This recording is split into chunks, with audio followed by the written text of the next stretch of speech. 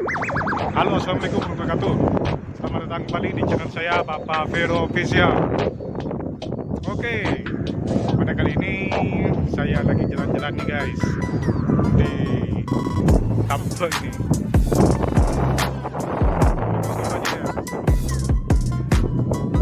Ini di Pulau Garam di Madura ya. Dan saya kesini karena ada sesuatu yang unik ya di belakang saya ini. Ini ada teman saya, pokoknya saya nggak tahu kalau ini teman saya.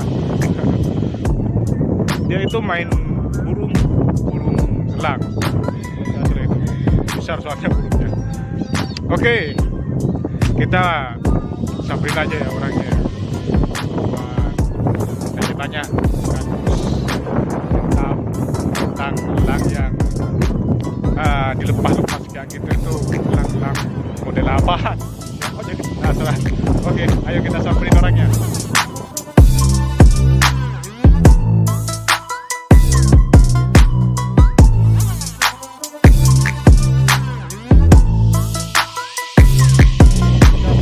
Di atas guys. Halo, assalamualaikum mas. Waalaikumsalam. Nah ini teman saya nih. Wah ini bisa burung besar gini. Burung apa namanya ini? Mas? Salah. Elang bondol. Elang bondol. Nah seperti ini teman-teman. Ya, saya agak takut dia sebenarnya. Ini udah jinak banget mas ya? Sudah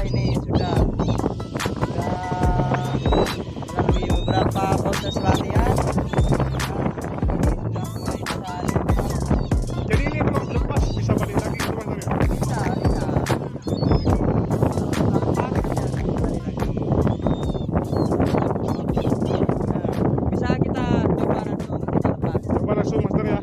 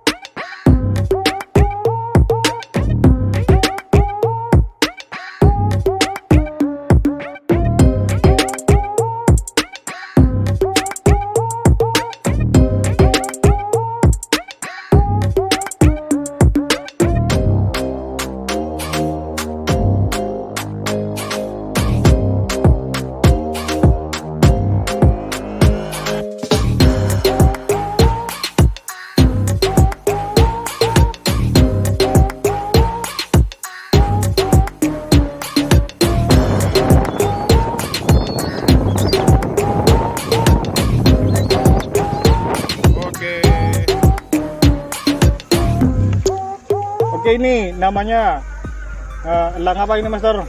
Elang bondol. Elang bondol ya. Ini sampean belinya udah jinak gini atau gimana? Oh, belum mas, ini saya dapatnya ini memang masuk kategori muda ya, masih bisa juve. Cuman ini saya dapatnya juve dari alam. Jadi ini liar ya, masih liar ya, masih liar muda hutan ini. Iya. Karakternya istilahnya kalau dalam dunia falcon itu kalau kita dapat burung dari alam langsung itu namanya WC ya. Nah, WC. Kalau di dunia parrot dulu waktu saya main itu WC intinya wing clip ya. Cuman kalau elang ini nggak ngerti WC kenapa, cuman wing clip maksudnya sayapnya itu ada yang dipotong biar nggak terbang. Cuman kalau elang meskipun dibilang WC tapi bulunya tetap aman ya. Sehingga begitu kita latih masih memungkinkan untuk kita lepas lagi ya. Kita buat teman main ya. Terus perawatannya seperti apa ini Master? Kira-kira perawatannya itu? Soal perawatan, kalau kita mau handle elang itu sendiri kita harus siap untuk pakan ya, karena memang pakannya beda sama burung-burung lainnya. Elang, ini makan daging ya Master ya? Makan oh ya, untuk elang kita tidak bisa memberi makan dengan fur atau pakan-pakan burung lainnya, misalnya biji-bijian, karena elang ini adalah salah satu burung predator yang makannya harus daging ya. Jadi kita harus siap, dan untuk makannya itu sendiri kita harus menyesuaikan dengan habitat elang itu sendiri. Untuk bondol ini kan dia habitatnya dan ekosistemnya adalah daerah dekat-dekat perairan dan banyak airnya, sehingga dia itu biasanya juga ngambil makannya di air ya, seperti ikan dan lain-lainnya ya. Jadi kita bisa memberinya pakan ikan juga, bisa juga mamalia kecil atau burung-burung kecil ya, daging kayak tikus juga bisa. Jadi ini juga salah satu alasan sampean ya, apa tuh, melepas burung di tempat yang berair seperti ini ya? Oh, tidak juga Master. Kalau ini karena memang saya apa ya, untuk elang itu tidak seperti burung lainnya. Waktu saya handle paron itu tempatnya memang harus cari yang benar-benar potensial, misalnya daerah yang berangin kencang dan mempunyai dataran cukup tinggi. Intinya butuh landasan yang potensial untuk dia bisa terbang. Soalnya elang ini bukan tipe burung yang selalu mengepakkan sayapnya. Dia cenderung suka bermain di angin dengan mengambang, menentangkan sayapnya. Jadi kita butuh tempat seperti ini. Harus tempat yang luas Master ya? Tempat yang luas itu pasti, dan juga angin kencang dan mempunyai landasan yang cukup tinggi seperti di belakang di kita belakang ini. ini ya? Ya. Belakang kita ini. Oke.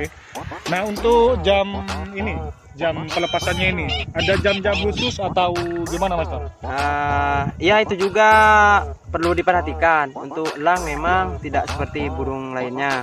Kalau kita handle parrot, kita bisa handle di saat teduh pagi atau enggak sore hari ya, biar tidak terlalu panas. Cuman kalau elang justru kita butuh waktu sekitar jam 10 11 sampai jam 3 sore untuk swaring ya.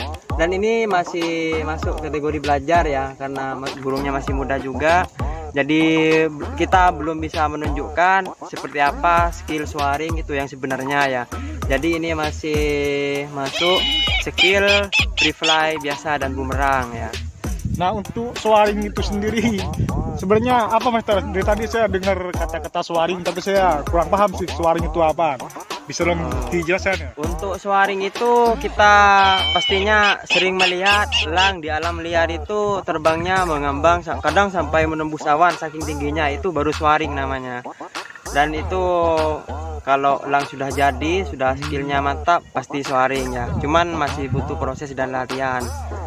Dan saya di sini masih masuk latihan ini, belum masuk kategori swaring elang saya. Oke, nice. Oh iya, ini ada helmnya, ini buat apa fungsinya helm ini Mas Arya? Sebenarnya ini bukan helm ya, ini namanya hood ya, penutup kepala dan mata pada elang ya. Gunanya? Memang beda dari burung-burung lainnya. Untuk elang kita perlukan ini, misalnya dalam perjalanan atau pas lagi istirahat seperti ini bisa dipasangkan biar elang itu lebih tenang dan tidak gelabakan. Jadi kita akan aman meskipun kita nggak ikat seperti ini, elangnya tidak akan kabur kemana-mana, dia akan lebih tenang. Oke. Nah, ini apa nih Mister yang kayak sarung tangan besar ini? Buat apa sih fungsinya ini? Glove ya, ini glove ini. Ini salah satu equipment pada kita sebagai pecinta falcon ya, atau raptor elang itu sendiri. Ini glove fungsinya adalah untuk melindungi tangan kita ya. Karena elang itu beda-beda, ada yang suka mencengkeram, dan juga elang itu sendiri kan punya cakar yang cukup tajam. Jadi kalau kita punya equipment seperti ini, itu tidak akan terlalu menyakiti kita saat elang itu sendiri nanti mau landing ke kita. Jadi ini adalah salah satu pengaman. Dan ada juga tali, ini juga salah satu equipment elang itu adalah hood. Terus tali ini namanya anklet ya. Terus ini juga ada glove-nya. Untuk punya saya sendiri, glove-nya, ankletnya ini sudah saya kasih nama, ini ada nama. Nah, ini sendiri gunanya buat apa Mas? Oh, ini ketika di rumah biar elang itu nggak ngejar saya atau nggak terbang kemana-mana, biar dia bisa di tangkringan. Nanti kita cantolkan di sana ada pengaitnya ya. Jadi ini termasuk equipment wajib Master ya? Tiga ini ya? Ini adalah equipment yang sudah sesuai dengan SOP tentunya ini ya. Harus dua kanan kiri ya, nggak boleh satu. Iya. Masuk akal. Oke. Nah, untuk soal elang jinak ini sendiri Master, itu kan ada itu ya, dua cara ya untuk menjinakkan ini. Yang pertama itu metodenya dari kecil ya, dan yang kedua ini yang punya sampean ini kan dari apa ya, dari burung liar jadi jinak. Itu menurut sampean itu lebih bagus yang mana, dari kecil atau liar terus dijinakin menurut sampean? Keduanya sama-sama bagus ya, keduanya sama-sama bagus karena elang yang kita dapat dari alam dan juga yang kita lawat dari cik ya. Cil itu istilahnya cik kalau ya, kalau elang itu bayi gitu ya.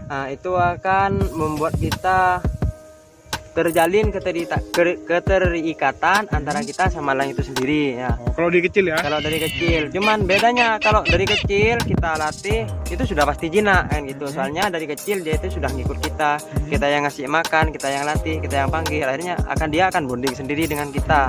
Lebih mudah untuk dilatih kalau dari kecil. Dan untuk yang dari WC ini, dari liar ini, kita butuh perhatian ekstra dan ketelitian juga kesabaran ya. Karena tidak akan mudah untuk menjinakkan elang yang liar, kita butuh kesabaran ya. Nah, untuk resiko escape-nya sendiri lebih rawan mana Master kira-kira? Yang jinak dari kecil atau yang jinak setelah liar gitu? Kalau resiko escape untuk elang itu bisa dibilang sama aja Master ya. Kalau elang ini sama aja, soalnya tergantung situasi juga untuk escape, tapi jarang untuk elang ini escape. Soalnya kalau sudah bonding, elang ini akan cenderung anteng dan sangat mengenali ownernya. Jarang sekali terjadi escape pada elang, kecuali situasi yang tidak mendukung seperti angin yang terlalu kencang sehingga membuat elang itu terbangnya terlalu jauh, sehingga jangkauan kita untuk memanggil itu berkurang ya. Gitu. Terus hal yang paling tidak disukai elang ini apa kira-kira Master? Maksudnya yang kita tidak boleh gitulah, agar elang ini tetap jinak sama kita gitu. Apa kira-kira ya? Hal-hal yang kadang bukan tidak disukai ya, kadang elang itu makanya nih digunakan helm, soalnya dia cenderungnya one man. Jadi dia sama orang asing atau benda asing akan kaget ya, akan kaget dia. Jadi kita sebisa mungkin jangan membuatnya kaget. Caranya ya kalau tidak dengan cara yang lain, kita harus menggunakan helm atau hood seperti ini sehingga lebih aman. Oke. Nah, jadi kurang lebih seperti itu teman-teman ya penjelasan dari ahlinya, sang master penjina hewan. Semua hewan ya, bukan cuman elang ini aja Master ya yang sampean punya ya. Oh ya, di rumah itu. di rumah masih ada burung-burung lainnya juga, parkit misalnya. Terus ada juga musang, ada juga di sana ada tupai. Terus sempat juga handle otter ya, hotel dari liar juga pernah. Ada burung-burung parot juga pernah juga di rumah. Dan Kalau ular Master? kalau ular apa ya, bukan jinak namanya ya, cuman karena kita sudah terbiasa interaksi ya, bisa dibilang ular itu akan diam sama kita ya, karena kita sudah terbiasa. Tapi kalau ular sendiri karakternya, kalau kita sakiti, kalau kita kagetin juga akan tetap menyerang. Itulah ular, beda sama burung dan hewan-hewan lainnya.